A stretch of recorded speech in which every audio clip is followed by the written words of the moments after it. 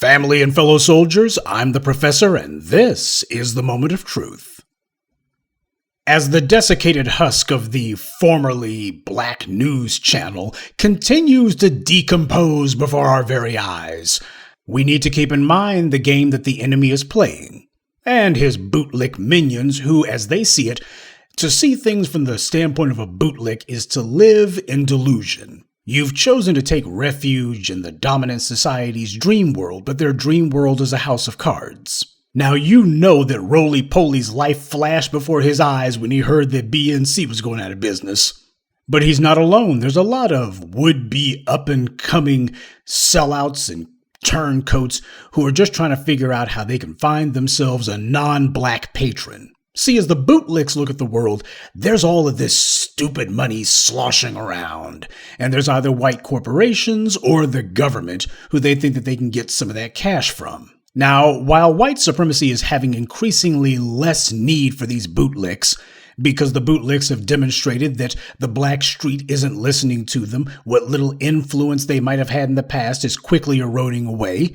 Nonetheless, there still seem to be a few minor token positions left, and of course the competition among the bootlicks for these crumbs is absolutely cannibalistic. Because as we all know, as the result of slavery and the resultant black oppression afterwards, white supremacy has been able to amass the largest financial stockpile in human history.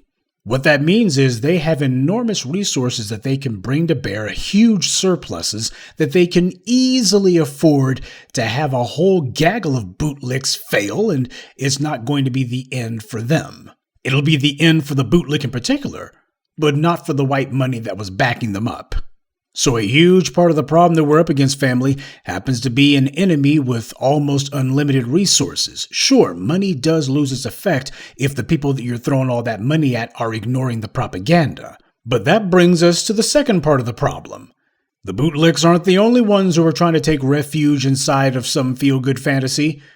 There's a lot of black folks, including some who really ought to know better, who are trying to live in that dream world too. It's no secret that as black people, we are oversampled when it comes to watching TV. The same could also be said of everything from movies to video games, comic books to novels to podcasting, just a whole range of media. Black people are oversampled. Now that's what happens, of course, when you own almost no media landscape whatsoever. Of course, you're going to be oversampled comparative to your numbers. But there's a reality here. We have demonstrated a weakness for entertainment.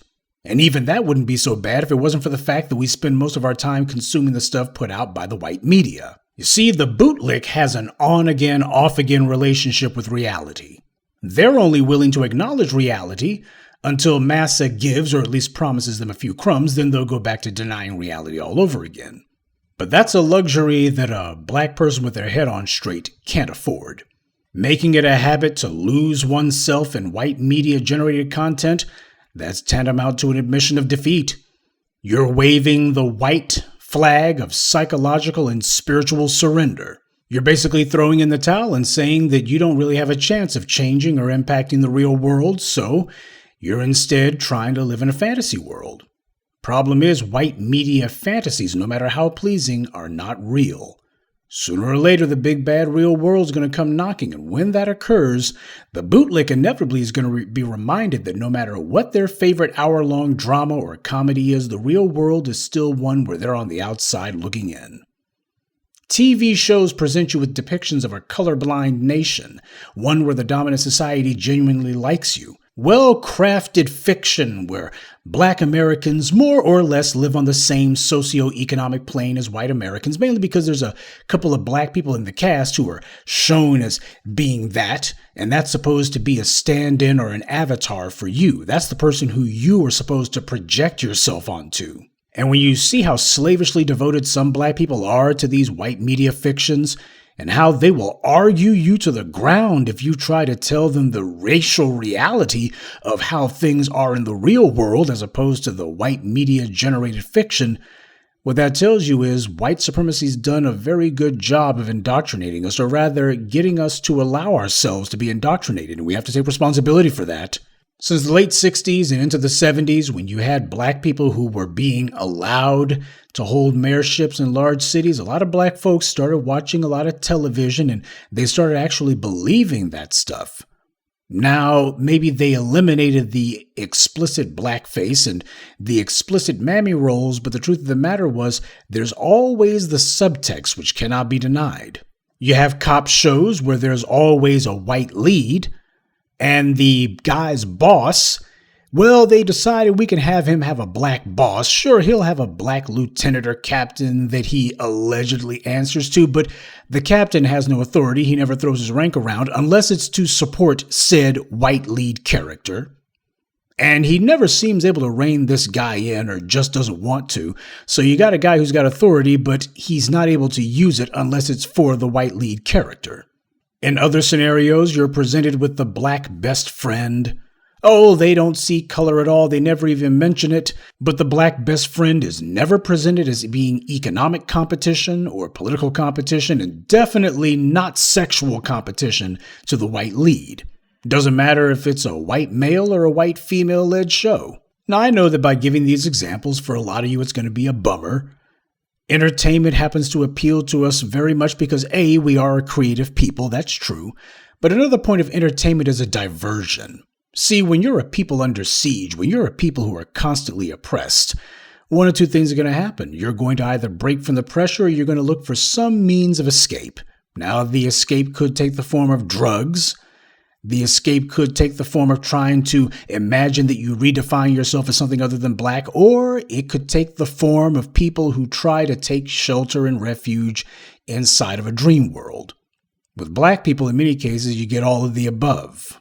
Look, these white supremacists ain't stupid. You don't keep a system this evil going for this long without having some great measure of sophistication. That's not to say that they can't be beaten, but let's not pretend here that we're going up against a stupid opponent.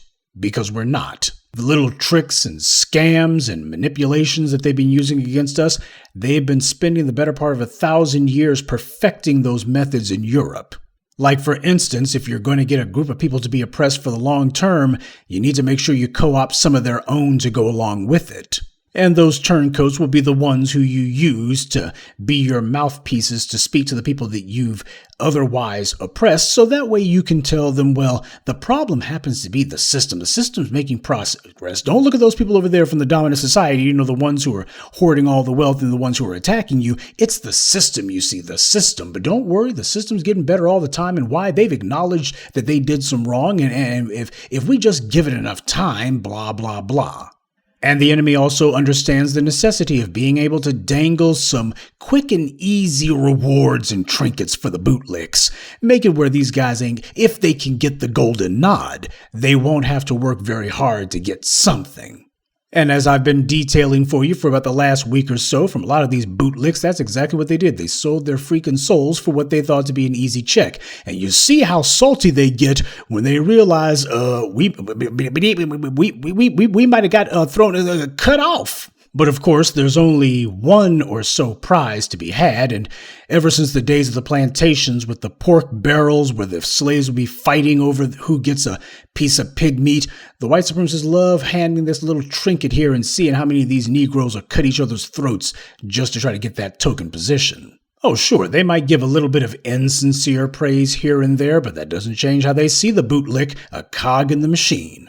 And like every cog, it's going to break or otherwise eventually prove defective. They expect it, they plan on it. So with the fall of BNC, not that it had far to fall because it didn't rise, nonetheless with BNC having officially kicked the bucket, there's probably a number of their former employees or would-be on-air talent who are finding themselves suddenly unemployed. I take no pleasure in that, by the way. I'm not going to blame them necessarily for the sins of their employers, though I would say better circumspection in the future is certainly called for. But the advice that I would give to them is the same advice that all bootlicks have etched on their wretched little souls. It's the same playbook that they use whenever they find themselves in hot water, and I'm sure that eventually this advice is going to come in handy for Joke Reed before it's all said and done. Any of you aspiring bootlicks out there who find yourselves having run afoul of the white media, and they're labeling you as controversial, or your name is attached to an embarrassment or a failure, or every time they mention your name, they make sure to slip in something unflattering or otherwise demeaning about you. If you want them to stop smearing you every time they mention your name, or if you want to reinvent yourself, just do what Al Sharpton did. Make it clear that you're on Team White Supremacy, and those unflattering articles will disappear overnight. Why, they'll forget all about your name being associated with a failure and give you a clean slate. Both the white left and the white right love a black person who denies that anti-black racism exists, or at the very least, is willing to run interference for it. You've never seen the white so-called left media take a Thomas Sowell or a John McWhorter to task, and you're not going to. Defending anti-black racism is always valid, no matter who does it. But giving the white media a monopoly on our time and on our interests, that's a luxury we cannot afford. If you love entertainment so much, fine, but it needs to be content that you've created. What's going on right now with the new voices of black media, this black grassroots? We are, to put it starkly, basically citizen journalists. We are citizens of the black body politic speaking to our people. But this is basically a black media in almost an embryonic form. It is not anywhere near mature or grown up or showing the kind of power that it needs or has the potential to display. A fully fledged black media would have not only the resources to bootstrap itself, but what it would also have are the dedicated personnel who can skillfully be able to create content, and that includes news content as well, on their own, boots on the ground. Obviously, we're not there yet, but we need to be on our way to that, and we need to make that our goal. All of us. And just in case anyone wants to hide behind the feeble excuse that, well, that wouldn't work, or the one we always hear, black folks, they never would be listening to that, man. You know how these Negroes are. If anyone wants to hide behind that feeble dodge and try to claim that we don't have any impact or influence, just ask the folks over at BNC. They had a billionaire and a $50 million starting budget. All the black grassroots had was you. Shahid Khan and his little sock puppet organization are gone. We are still here. The enemy has always known the power that the black grassroots has. And they live in mortal fear of the day that black people decide to finally unplug from their machine and plug into our own. Good day, and be one. I'd like to take a moment to mention some of our contributors: Milo Johnson, Vincent Ali, Fidel Phillips, Fred Baker, and Emmanuel Williams. Salute to them, and thank you to everyone for listening, liking, and sharing this message. Black empowerment only exists because of you.